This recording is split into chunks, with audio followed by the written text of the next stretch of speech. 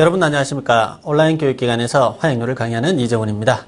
자, 오늘은 개척과 내공 변이 등에 대해서 살펴보도록 하겠습니다. 자, 여러분들 교재는 15페이지부터가 되겠습니다.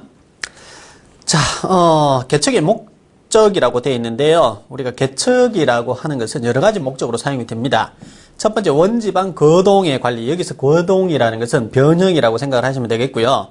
두 번째, 지보공 효과. 지보공을 했는데 이것이 과연 잘 되어 있는지, 그래도 지보공을 했는데도 불구하고 계속 주변의 지압이 변화가 되고 있는지, 자, 이런 것들을 이제 살펴보기 위한 것이고, 세 번째, 안정 상태. 그러니까 지보공을 했는데 이제 더 이상의 어떤 거동이 없더라.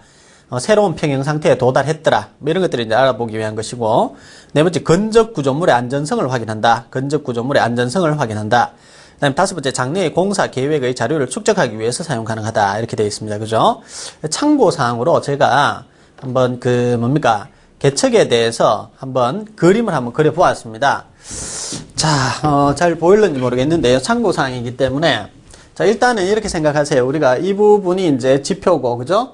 지표고, 그 다음 여기는 이제 땅을 팠습니다. 이만큼 이렇게 땅을 파내고, 그 다음 이제 좀 이 부분이 좀 크게 그려져 있는데, 자, 요 부분에 어떤 이제 하중계를 매달아서 이 하중계, 요것이 이제 하중계가 되겠죠. 그죠? 로드셀이라고 합니다. 로드셀.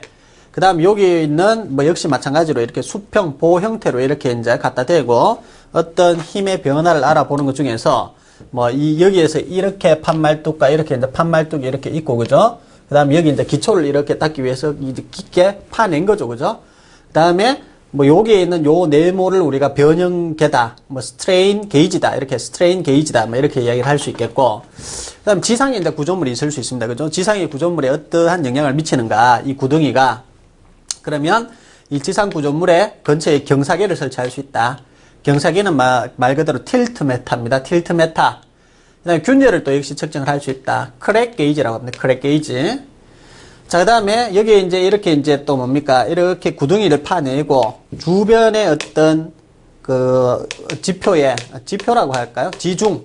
그러니까 땅 속에 어떠한 변형이 있는지를 알기 위해서는 수평 변이, 인클리노메타가 필요하다.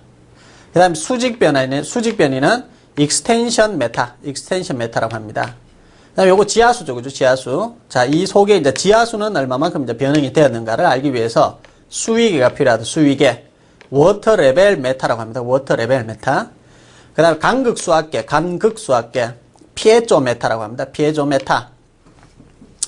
또 마찬가지, 이쪽이 다 이제 그리기 어려워서 이쪽에 이제 좀 나타냈는데, 이 안에 이제 여러 가지 이제 지중 속에서 이제 토압이 얼마만큼 변하느냐.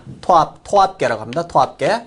소일 프레서 게이지라고 합니다. 소일 프레스 게이지. 그 다음에 지표 위에서 이제 소음은 어느 정도 되느냐. 사운드 레벨 메타.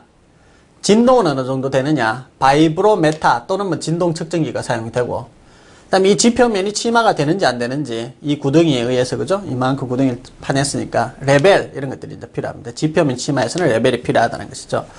어떻게 보면 이 부분이 너무 좀 크게 그려져 있는 경우가 있습니다. 지금 이 하중계가 있는 부분과 변형계가 있는 부분, 이걸 좀 작게 그리시더라도 괜찮겠어요? 조금 작게, 여러분들은. 자, 어쨌든, 지금 현재 이렇게 보시게 되면은, 이제, 지상 구조물부터 해서 지중까지 여러 가지 어떤, 게이지라, 안 그러면은 메타, 여러 가지 이제, 개척기에 대해서 우리가 쓰임에 대해서 한번 살펴보았다. 참고사항입니다. 사실은. 저것이 이제 시험에 나온 적은 사실 없습니다. 자, 그 다음에 60번. 원지방 거동을 평가하기 위한 개척 항목 이렇게 되어 있는데, 자, 첫 번째 이제 내공 변위. 두 번째 지표면 치마. 지표면이 얼마만큼 이제 치마가 되는지. 세 번째 지중 변이. 자, 지중에서 어느 정도 변이가 되는지. 자, 이렇게 크게 나눌 수가 있다.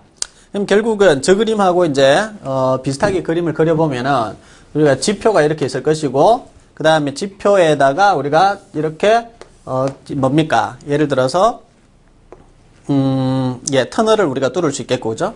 이 터널을 뚫었는데, 이 터널의 어떤 내공변이 이게 좁아들더라, 늘어나더라, 이런 것들을 하기 위해서, 이 안에 역시 우리가 변형률계라든지 이런 걸 이제 사용해서, 여러 가지 이제 개척기를 이제 설치를 하겠고, 그죠? 그다음 지표면이 이제 치마가 되는지 안 되는지도 알아야 되겠고, 그 다음에 지중변이, 지중에 여러 가지 이런 뭐 압력이 변화되는지, 그죠? 지중해 수평이 변화되는지, 수직 방향으로 어떤 변화가 있는지, 자, 이런 것들을 알 수 있게끔 이제 개촉을 하게 된다는 것입니다. 첫 번째 이제 내공변이라고 되어 있는데, 자, 내공변이량의 초기 측정지를 사용해서 수렴 시기와, 즉 수렴이라는 것은 변형이 끝나는 시기와 최종 변이량을 빠른 시기에 예측한과 동시에 안반의 안정, 지보의 안정성을 판단한다는 것이죠. 두 번째, 천단 치마의 측정. 천단 치마. 그러니까 천반이 이제 얼마만큼 이제 깔았느냐는 것이죠. 이 부분이 얼마만큼 꺼지느냐 하는 것입니다. 내공 변이 측정에 준하는 것으로 토피가 얇은 경우와 단층 등의 붕괴가 일어나기 쉬운 장소에서 특히 중요한 측정 항목이다. 터널 천단의 절대 높이의 변화를 구하는 것으로 기준점을 설치하고 수준 측량에 의해 그의 절대 치마량을 계측한다. 이렇게 되어 있죠. 수준 측량, 레벨 측량을 한다는 것입니다. 그래서 천단 치마 측정이라는 것은 우리가 이 부분 있죠, 그죠? 천단 부분의 이 부분. 자, 이 부분이 절대 높이를 구하고, 그 다음에 예를 들어서 이 부분이 이제 더 깔았느냐, 밑으로 이제 레벨이 밑으로 내려가느냐, 그러면은 또 이렇게 붕솟아 오르느냐, 그것이 이제 알기 위한 것이 천단 치마 측정이라는 것이죠. 다음 세 번째, 지중 변이 측정이라고 있습니다. 공동면과 원지반 내의 어느 깊이에서 상대 변이를 검출하는 것으로 안반의 최적 변화를 간접적으로 계측하는 것이다. 결국은 이 옆에 이렇게 우리가 천공을 하고, 자, 이 천공에다가 만약 각종의 이제 수평 변이계라든지 인클로먼 메타라든지 익스텐션 메타라든지 이런 것들을 집어넣는 것이죠.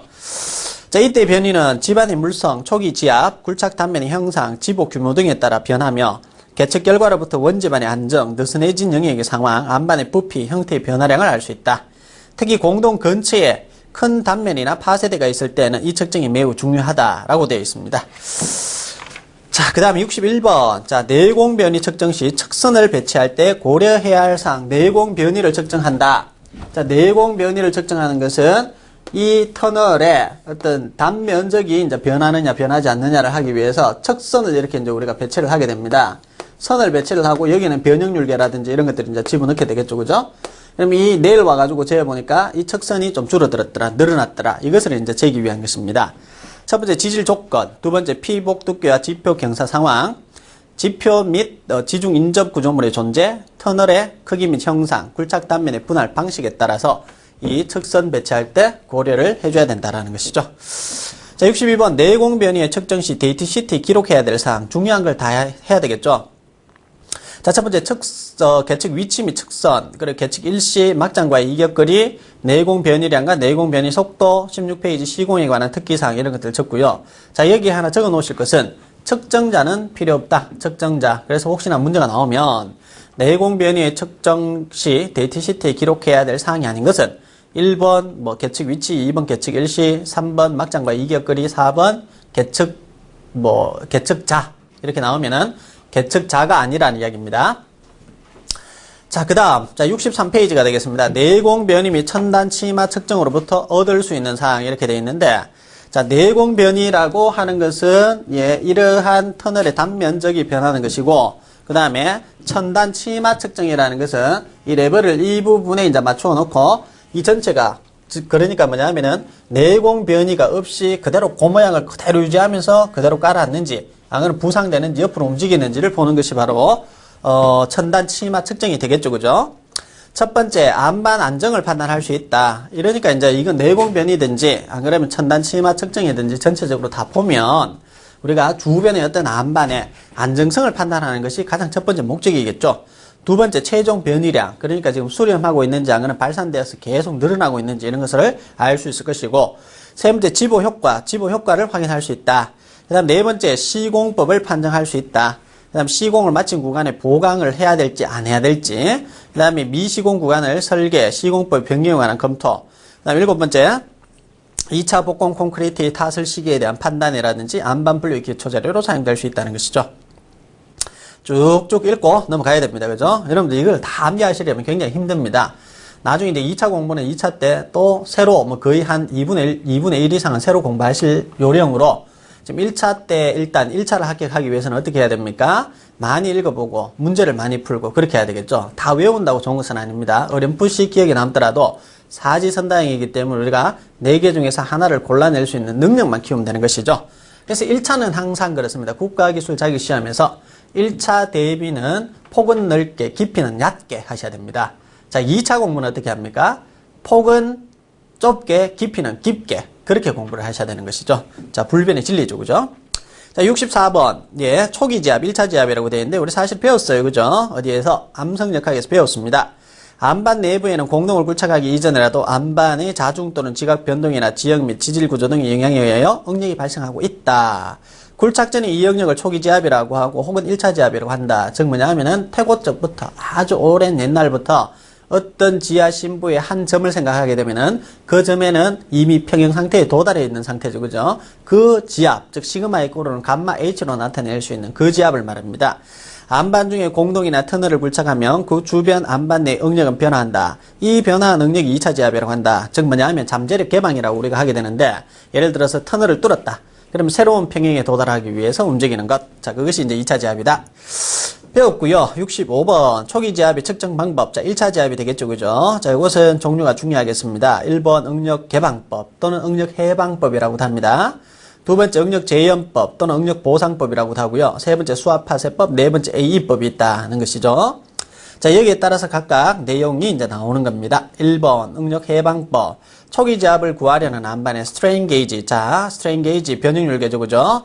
변형률계, 또 변위계 혹은 응력계 등의 계기를 설치하고 초기치를 측정한 후 계기 주변 안반에 오버코링을 설치하여 그때까지 작용하고 있던 응력을 해방한다.